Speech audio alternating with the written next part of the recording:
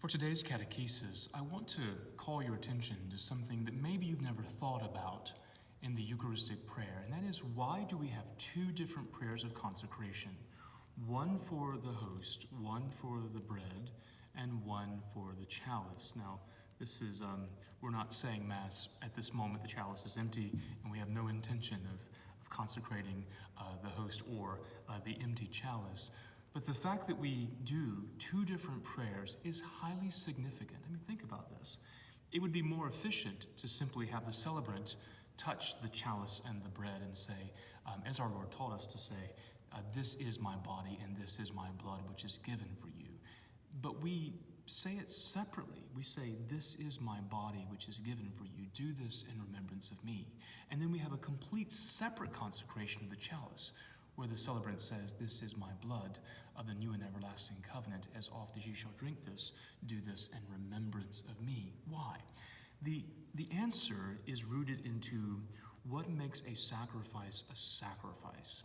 And that gives even more of a picture as to what we are actually doing in the Holy Eucharist.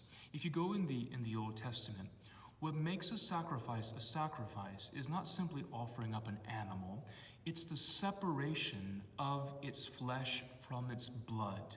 You cut the animal, sorry to be graphic, but you cut the animal and you bleed it out, and you take the blood once it's separated, blood being an image of sort of the life force of the animal, and it's that you sprinkle on altars or on people or whatever the prescribed manner is.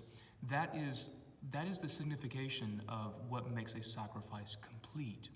Jesus Christ on the cross was a true sacrifice, and the one true sacrifice whose efficacy can never be in question, because on the cross was the separation of his body and blood. Remember, he was nailed to the cross, but also when you had the spear going into his side, what came out? Water and blood. So in the Eucharistic prayer, we continue that powerful symbolism and that powerful truth that Jesus Christ is the one sacrifice once offered, and the Holy Eucharist is a representation of that one sacrifice once offered. We acknowledge that the Holy Eucharist is not merely a sacrifice of praise and thanksgiving, which it is, don't get me wrong, but it's also a representation of the sacrifice of Jesus Christ once offered.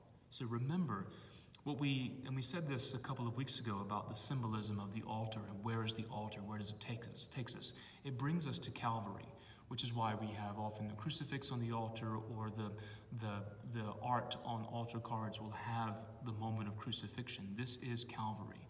And when we say the prayer over the bread and the wine, we are brought back to that place, or rather that place is now brought to us, where he gave himself up for us and now feeds us with his broken body and blood. He gives us his sacrifice so that we may offer it as if it were our own. Now it becomes a part of our sacrifice of praise and thanksgiving, which means, and this is the most powerful thing, is that the sacrifice that he offered to the Father, he now gives to us so that we may offer it as if it were our own.